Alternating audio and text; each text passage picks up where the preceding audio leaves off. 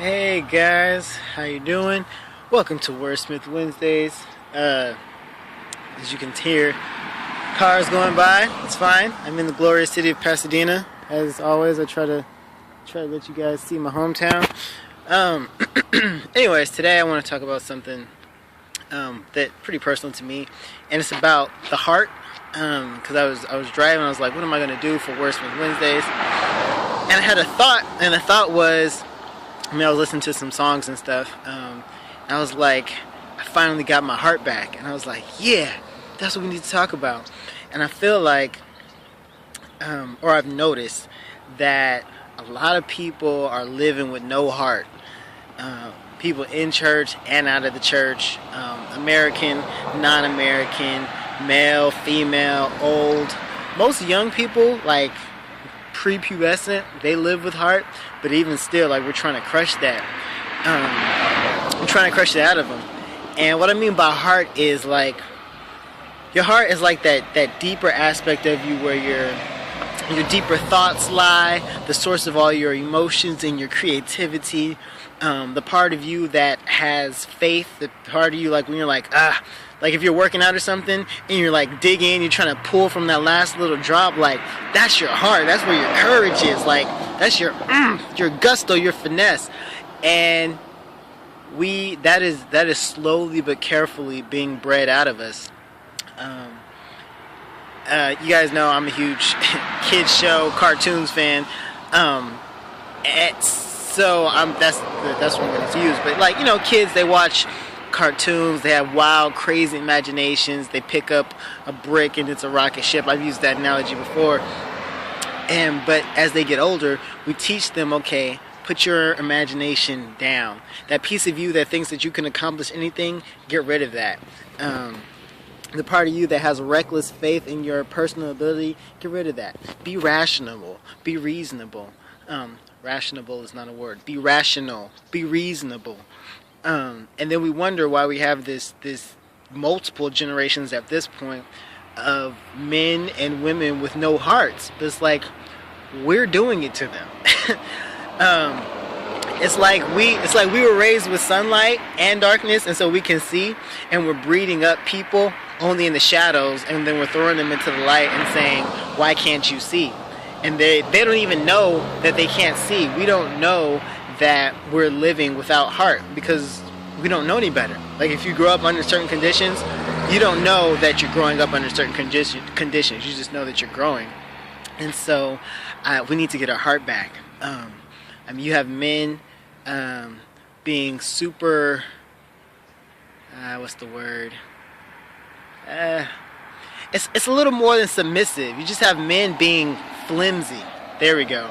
You have flimsy men who just, they go to work and they get kind of pounded down by their boss and manager. If they go to, they go home and their wife or girlfriend or kids, and they just trying to, like, they bow their heads everywhere. And then when a flimsy man snaps, everybody's all confused. Like when he cusses somebody out on the freeway, or he just goes ham, he zones out, drinking his beer, whatever he's doing. When a flimsy man snaps, I think it's a good thing. Now, take that with a grain of salt.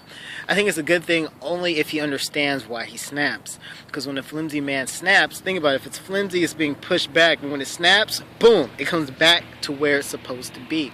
And if we had men who would stop being flimsy and snap back to where they're supposed to be strong, be, whatever they are, and be that unflinchingly, it would raise up a stronger generation of men, and it would give women the opportunity to be women. I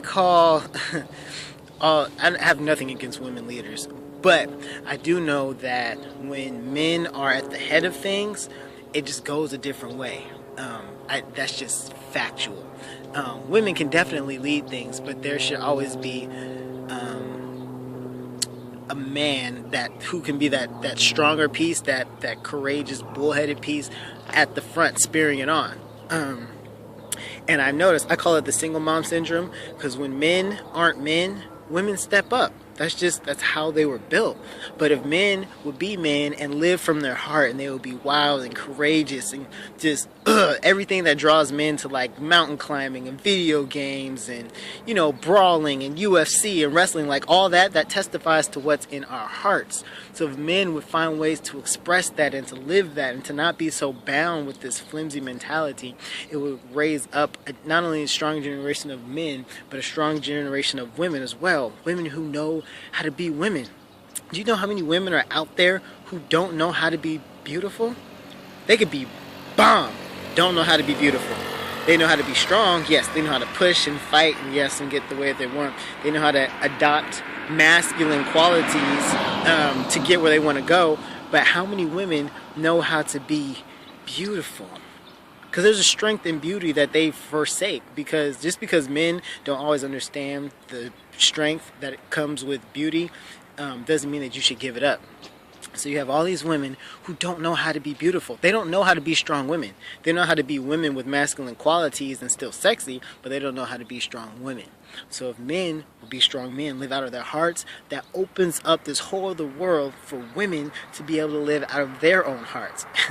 And if women are living out of their hearts and men are living out of their hearts, that would redefine a culture.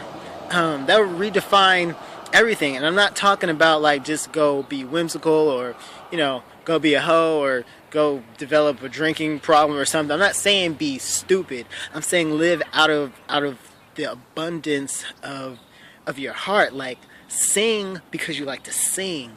Take walks around nature because you enjoy nature. If you have a thought, share it because you like to have communication. If you're interested in a person, not even necessarily romantically, but deepening a relationship or a bond with them, go and do it because you want to do it. If you like wildness and nature, sorry about that fly. If you like wildness and nature, like go out and mountain climb, do crazy stuff, live out of the wildness that's in your heart. Live out of the passion and the power that's in your heart. How else can you get to where you're supposed to be going? I tweeted a little bit earlier today that every flying plane begins on a runway, and I was using that to illustrate like, be who you are. Accept who you are, live it fully, because the only way to get to where you want to be or become who you're going to become is to be who you are currently. And so before you can get to the sky, you got to roll along that runway. It's like, okay, I'm a plane, but I'm rolling. I'm a plane, but I'm rolling. I'm a plane. No, latitude. We're going high. So that's what you got to do. Don't be afraid to be who you are. Like, live with heart. Men love women with heart. Women love men with heart. Men love to be around other men who have heart. Women are drawn to other women who have heart. Leaders have heart. Followers can have heart. People with heart change cultures and influence generations for good. Live out of your heart. So yeah, that's Wordsmith Wednesdays for today. I'm excited about the upcoming February month of Fuegos. Everything's going to be hashtagged month of Fuego. Yeah, audio, video, poetry, my blogs, epicdimension.wordpress.com, wineforthesoul.wordpress.com. It's going to be pretty something every single day, romantically based. We're going to fall in love for February, month of Fuego. Look out for the hashtag. Follow me on Twitter @hiswordness, one word. And yeah, thanks for watching Wordsmith Wednesdays. Peace.